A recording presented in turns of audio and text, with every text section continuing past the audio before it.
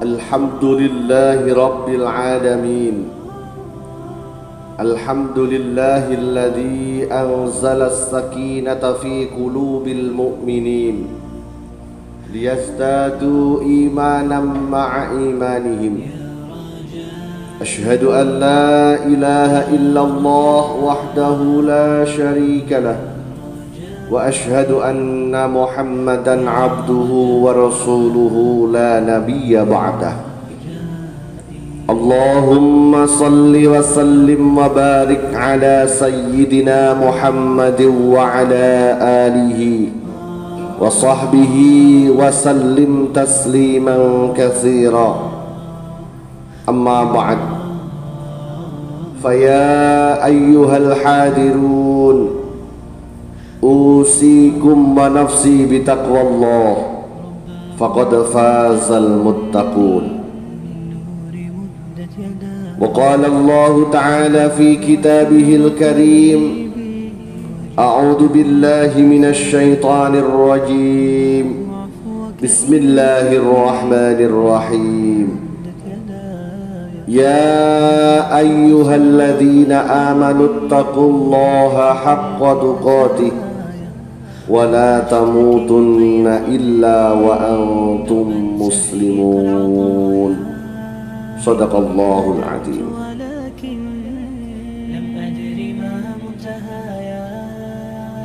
Ma'asyiral muslimin, jamaah salat Jumat Masjid Baitul Falah rahimakumullah. Syukur biqaulina alhamdulillahi rabbil alamin. Kita bersama-sama bisa melaksanakan aktivitas kita dengan baik, dengan tetap menjalankan kewajiban kita, melaksanakan ibadah puasa di bulan suci Ramadan. Bersyukur kembali kita diberikan Allah kenikmatan yang mana jika kita hitung satu persatunya tidak akan menemukan jumlahnya, karena kita mendapatkan nikmat di setiap detik menitnya terus kita rasakan. Dan tak kalah pentingnya ma'asyiral muslimin, jamaah salat Jumat rahimakumullah, nikmat rohani. Kita diberikan Allah keimanan dan ketakwaan. Hati mengontak, akal pikiran kita mempekerjakan anggota tubuh kita, termasuk datang ke masjid yang mubarak ini dalam rangka menjalankan ibadah salat Jumat. Mengapa demikian ma'asyiral muslimin? Sebab tidak semua orang yang notabene-nya beridentitas Islam agamanya mampu melaksanakan ibadah seperti ini. Islam dalam identitasnya, akan tetapi kewajibannya tidak mampu melakukannya. Puasa memang disyariatkan bagi yang mampu, akan tetapi usaha untuk mampu tidak ada. Kemampuan untuk melakukan itu tidak ada. Salat Jumat tinggal melaksanakannya, sudah dilakukan fasilitas-fasilitas yang ada, disediakan waktu yang cukup dalam tugasnya, akan tetapi banyak yang tidak mampu melakukan ibadah seperti yang kita lakukan saat ini. Tentunya ma'asyiral muslimin, yang demikian itu dikarenakan karena keimanannya. Iman seseorang memang yangkus wa yambut, kadang naik kadang turun, kadang disesuaikan dengan situasi dan kondisinya. Saat-saat sulit tentunya kadang iman itu ada, ketakutan itu muncul, karena kita butuh dengan Sang Khalik Allah Subhanahu wa ta'ala. Maka dari itu ma'asyiral muslimin, bukti kita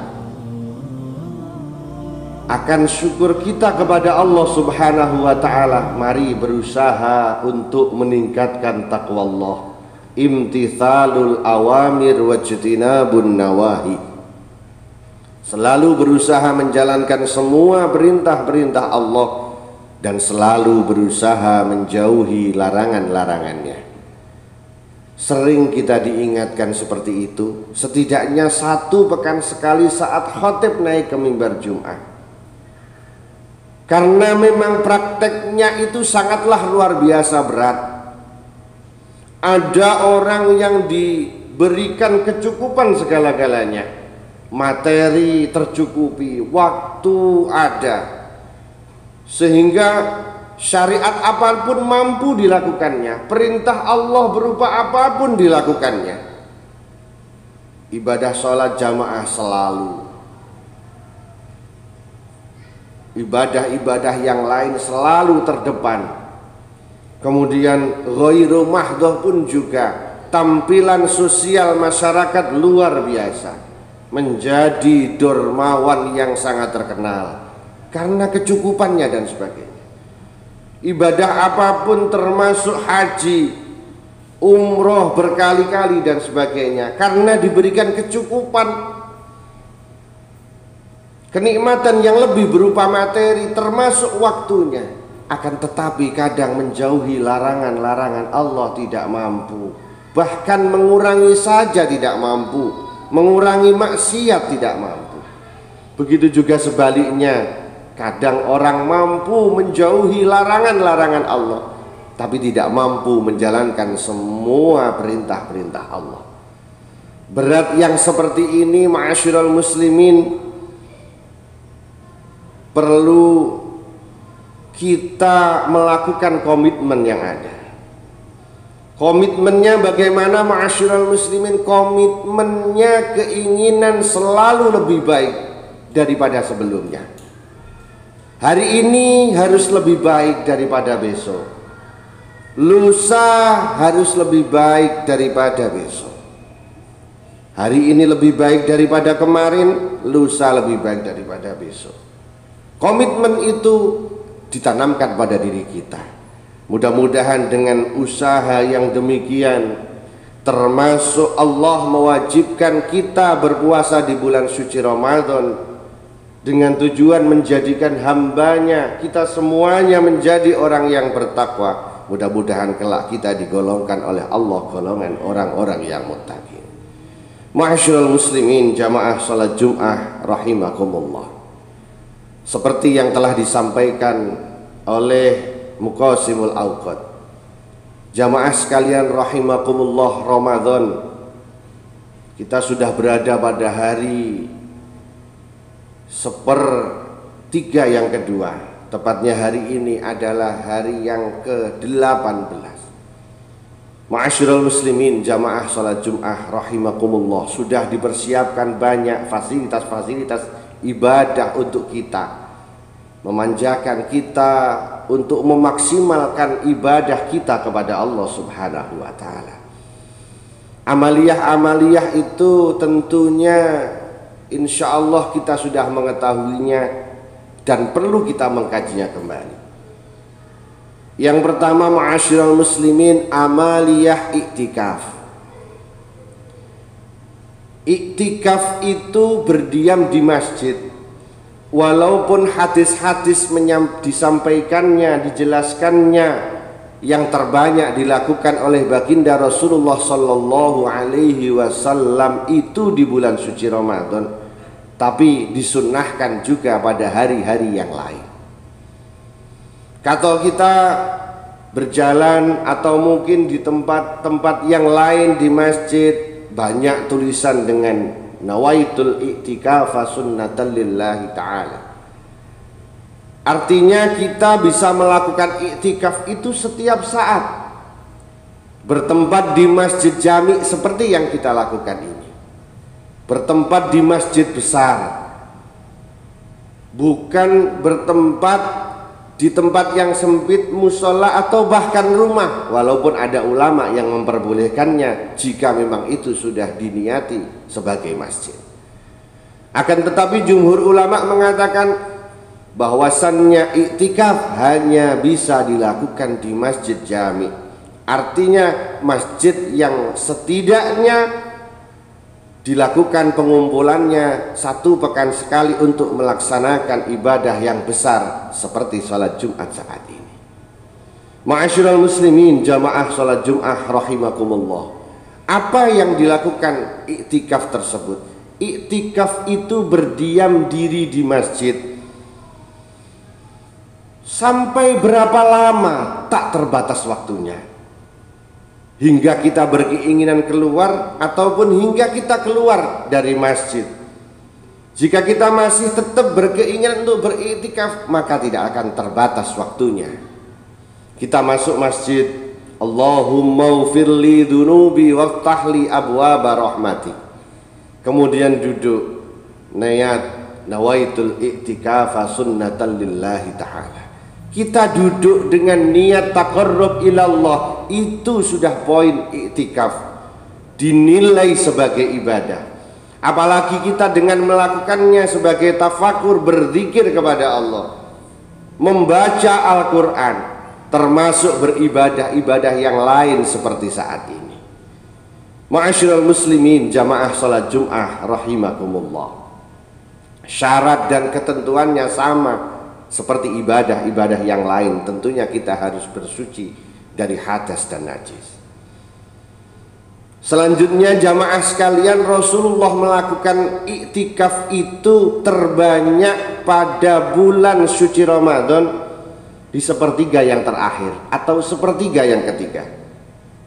Annan Nabiyya sallallahu alaihi wasallam kana ya'takiful ashral awakhir min Ramadan hatta tawaffahu Allah summa takafa azwajahu min ba'di. Sesungguhnya Nabi Muhammad sallallahu alaihi wasallam itu melakukan iktikaf pada 10 hari yang ketiga hingga beliau wafat, dan setelah beliau wafat digantikan dan dilanjutkan oleh istri-istrinya yang melakukan iktikaf. Jemaah sekalian yang dimuliakan oleh Allah, kesempatan untuk kita melakukan dan maksimal ibadah itu telah terbuka. Ma'asyiral muslimin, jamaah salat Jum'ah rahimakumullah, ini yang menjadi bagian dari mengapa perlu kita menggapai Lailatul Qadar. Sebab ini bisa dijadikan sebagai tanda dengan Rasulullah memaksimalkan iktikafnya di 10 hari terakhir. Itu sebagai tanda Lailatul Qadar itu diturunkan di antaranya pada waktu-waktu tersebut. Mengapa Lailatul Qadar itu diturunkan dan mengapa hanya diberikan kepada umat Nabi Muhammad sallallahu alaihi wasallam? Dalam asbabun nuzul disebutkan bahwasannya suatu saat Nabi Muhammad sallallahu alaihi wasallam itu gundah gulana, galau bahasa kita. Siapa yang membuat galau itu?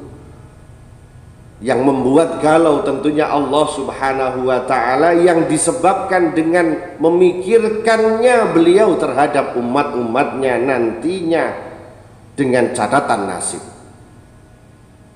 Galaunya dengan sebab kita itu diberikan umur tidak panjang, tentunya tidak jauh dengan usia baginda Nabi Muhammad sallallahu alaihi wasallam naik turun dengan 63 tahun.